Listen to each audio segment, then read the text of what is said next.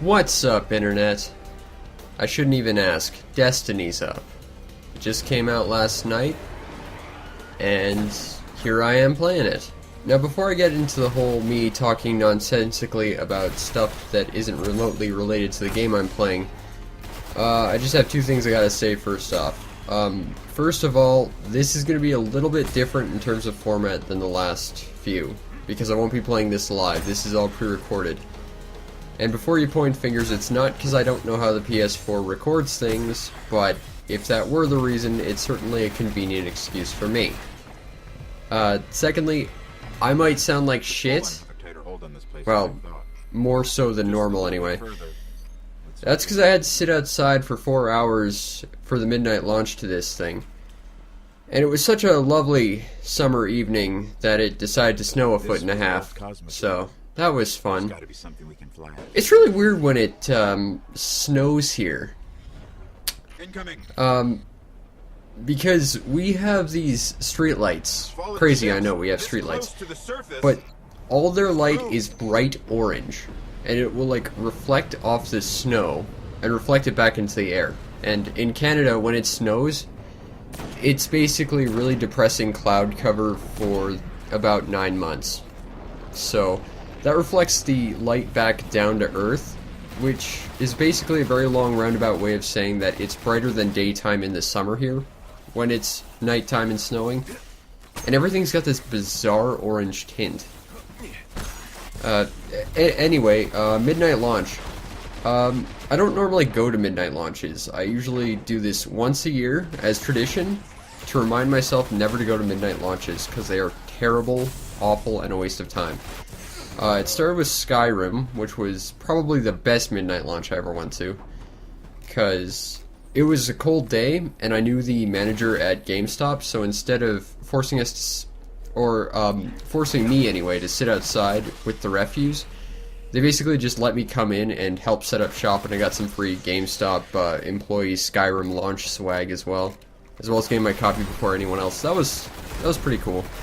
The year after that was Borderlands 2, and that might be the worst midnight launch I've ever gone to.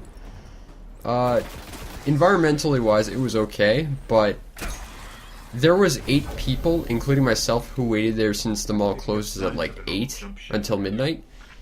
5 minutes till midnight, literally like 300 people show up. And because you have to have like your receipt authorized before you get your copy, they all had to go in and get processed. And they decided just to give their copies of Borderlands 2 to all the people who showed up before us who actually waited and had our stuff pre-processed. And then I got home and had to play Borderlands 2, which was pretty naff as well. Year after that, which was last year, was the PS4 launch.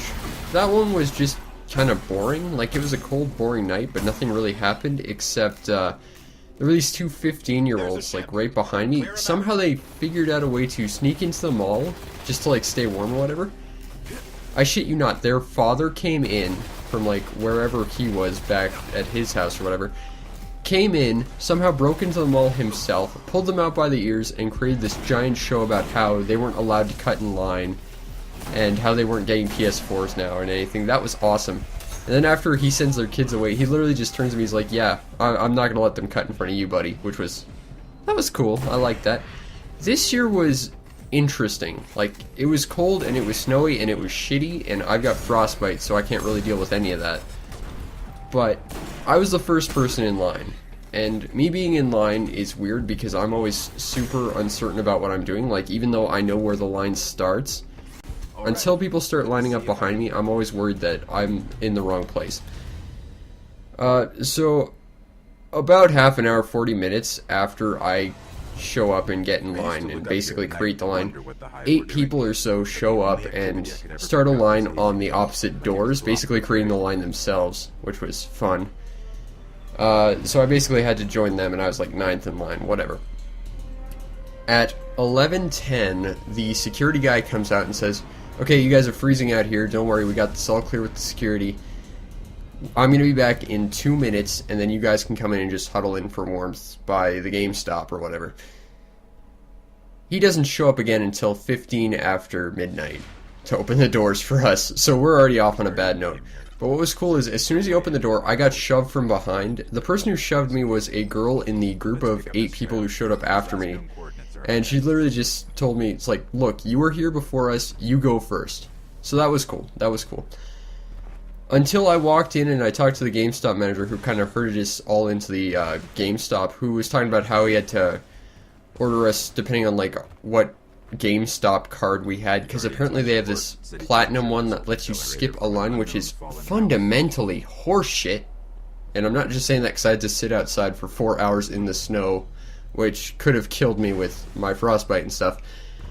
But that's just bullshit. But I didn't even know they had this. And he knows my business so well, he's like, well, I'll just let you skate by this time. So I got the first copy of Destiny. That was cool. But, Destiny, it's still an MMO shooter, still by Bungie, still by Activision, still quite possibly in the Marathon universe. What do I think of it? I think it's okay. The AI is completely naff, though. Like, it's got that stupid MMO AI where everything detects you within a certain range, and then as soon as you walk outside its detection range, it'll follow you to the edge of its detection range and then just stare at you like you disappeared. That's dumb. The character customization is completely woeful, but since you don't see your character outside of cutscenes at the hub world, it doesn't matter all that much. And I think it's incredibly repetitive and bland in terms of gameplay. And that's pretty much all the negatives I have to say right off the bat. I've played it for 5 or 6 hours. I'm level 13 right now and just unlocked Venus. I've been trouncing around the moon and Earth again, finding all the hidden ghosts and treasure chests and stuff, and I have to say, I really love that system. With the ghosts, it's kind of like Metroid Prime in that they have a small scant bit of story they give you, but everything else that you get as backstory is entirely determined by you. You essentially determine your own level of immersion based on how much you want to go out of your way to look for all this stuff, and I love that.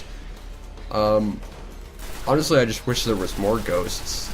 I found, I think, maybe 20 or so. I wish there was just so many more, because I love all this backstory and lore. It's a really cool system to teach your players. I'm probably going to end up having to talk about this for, like, exposition with an LTG later, but I think the ghost system is really cool. I like the golden treasure chest idea as well, in that basically there's 5 treasure chests on each planet that are gold, and you can only open them once, but you get something super rare, and if you open them all, you get something like super cool. Like on Earth, if you open all 5, you get an upgraded mount or whatever, and that doesn't really affect me because I like walking everywhere. Which is another downside I found, is there are a ton of both invisible walls and kill zones. Like, if you end up popping out of the geometry, they're like, no, go back or you die instantly. I don't like that, especially when they give you a jetpack and like triple jump and stuff, which basically lets you just have a playground with their open world, and I love that, but I just can't stand that they're so restrictive about it. Anyway, positives. I love the collectibles. I think they're really cool. I hear that they're releasing bits and pieces of it as the game gets further away from launch. So right now we've got Destiny. In a few weeks they're going to open up like raids, which are like 6-player dungeons, which I'm never going to take part in because I can't see myself ever working with 6 people, let alone finding 6 people to work with. I don't like that, both in the sense that I don't like that there's a dungeon that I can't take part in on my own. I also don't like that they're releasing things after launch. And I know that sounds like a weird way of phrasing it, but as I understand, this was sort of like a basic feature that they just haven't implemented yet. And I think the way they're doing it is to lengthen gameplay through like a natural sort of progression. Like, as people play it, they'll get better, then they'll figure that we are universally ready to take on these raid areas. But While I think that adding additional content is cool, withholding stuff until you understand that it works is a basic part of making sure your game is ready for launch. So it's almost like in fact it's not even almost like, they are basically giving us an unfinished game at launch. And by definition, no game is finished or complete by the time they send it out, because no game is ever released 100% as their designer wants it to be. But it just feels like they're giving us only a fraction of the product that they promised us. And if this sells well enough, it could become a trend, and that could be really bad for the industry. I could see this essentially causing, if it happens en masse, essentially causing another crash. Because that was one of the big problems with the major crash, was people weren't selling us quality titles that were properly or completely finished and quality assured tested. Granted, this could also just be an expansion of the DLC practices, which I'm not sure I like either, because DLC is kind of in a rough spot right now as it is. I'm trying to do a dissertation on that right now, actually. But I'm not sure I like that. Stuff has also been tweaked. All the characters seem a little bit more tweaked. The speed stat seems to be worth a squirt of piss now, which is great. I love that my character actually moves faster when I invest in speed, because I use a hunter, which is fundamentally a speed character. The specials seem to be toned down. I think the Titan's sort of ground pound ability has been scaled back a smidge, which is good. I don't know about the Warlocks, but I know that the Hunter Knives and Golden Gun have been toned down massively, because I play as one. But this has a bit of a weird balance issue, because I've done special like missions in the demo or beta, and the same missions now, and we're a lot less effective to the enemies as well as the sort of boss characters. And the problem is it feels like they scaled up the boss character stats, so they're even more bullet spongy than they were before, and they were already fairly not fun to fight. So even now they're nowhere near fun, especially considering that nowadays it feels like a lot of these areas require teamwork, which goes back to my whole problem with why I don't like that. But the fact that it's even more required of teams now is a problem, especially when communication isn't going on. At least on the PS4, I haven't seen too much communication. I've tried, despite my ineptitude at it myself. There's just no talking, and there's no option to dial down the difficulty with the stages, so fighting bosses is still a problem.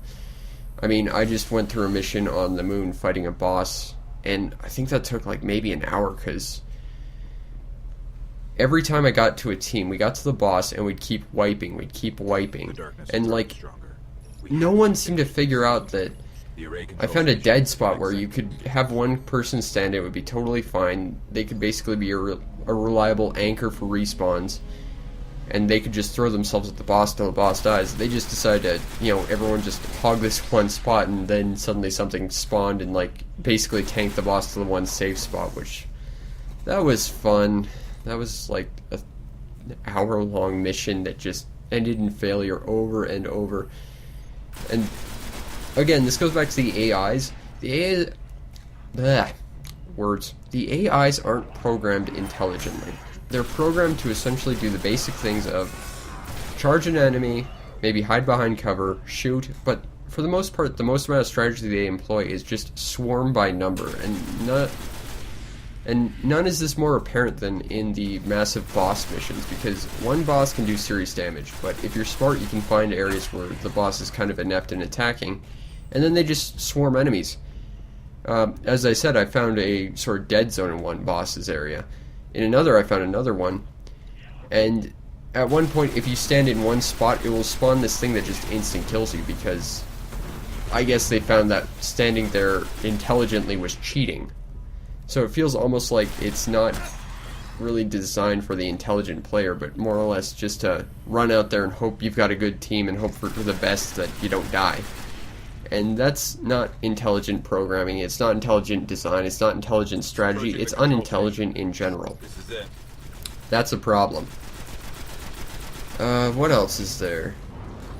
I like the big environments. Those are cool. I wish there was more stuff in them, though. Like, again, more collectibles and just more stuff to look at. I wish all the areas, like the caves and little extra rooms in buildings, weren't just copy-pasted. Or at least that they'd come with 2 or 3 different variants, but they're... Like, all the caves have one variation. All the little side rooms have one variation. That's annoying. They didn't fix the problem with the monster boxes. Like, there's very clearly monster spawn boxes. But what they are is they're a doorway covered in fog where they just run out of. They don't even place a door in front of it, slide open, just to give the illusion that there's actually something there. That seems really lazy to me. I don't like that.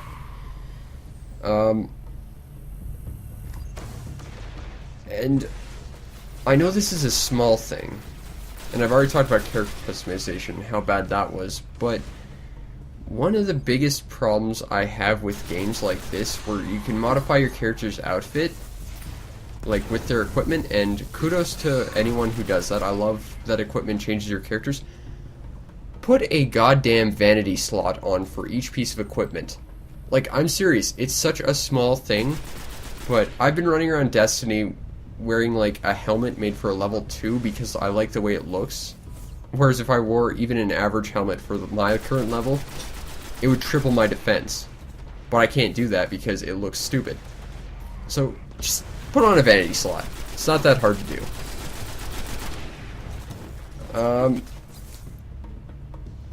But beyond that, Destiny is a cool game in terms of the world it creates. It's a cool game in terms of its lore. It's got some really shitty AI and level design. In terms of the missions, anyway. The bigger open worlds are pretty cool. And I think most importantly, it's just kind of average everywhere else. The shooting is fairly average. The weapons are, for the most part, fairly samey. There's a few more models than there were in the beta, but pretty much every assault rifle looks like every other assault rifle, and that's kind of lame. There's no real special affected weapons or anything that go crazy. Or at least none that I've seen thus far. And everything else about the gameplay is just fairly average. So, I guess, in conclusion, do I think this game is good? Well, I think it's the best FPS game I've played this year, but honestly, the only other one I've played so far is Titanfall, and that was an entirely multiplayer game, which goes down about as well with me as you'd imagine. I want to like this game, but it's got a ton of problems that make it glaringly repetitive and samey, at least from what I've played. There might be more to this than I've played thus far, but so far I can't give this a full-on recommendation for people who want to buy it full price. I'd say wait for it to get used and maybe have like a few add-ons and expansion packs. I think there's 2 on the way. Because right now, as I understand, there's 3 or 4 different worlds you can go to. I've already seen 2 of them. I just unlocked the 3rd. Most of the enemies all have the same style of attacks. Most of the weapons and armor feel more or less the same, with different fire rates and whatnot. And so far, the rest of it just seems kind of average. I mean, if you like the lore, if you like the world, if you like Marathon, well, I'd say go buy Marathon, but you might like this game. I would recommend it if you like sort of in-depth sort of story. You have to go look for it for yourself. But for the gameplay itself, it's just average. I'll see if these codes still work. But even for my recommendation for like story nuts and sci-fi lovers, that comes with a colossal asterisk. It does not justify the purchase of a whole new console generation. You shouldn't buy a new console or even like a used console just for one game. That's silly. And I don't think this game has the amount of depth that you're going to need if you were to buy it for one console. So, if you want to support Bungie, if you want to support Destiny, I suggest buying it, but overall it's a fairly average game at best, but with a really cool story. I'd say for your average spender, pick it up used. But that was my very short interpretation of Destiny, and I actually managed to stay on topic this time. Wow. Well, hopefully not for the next one. Anyway, see you next time.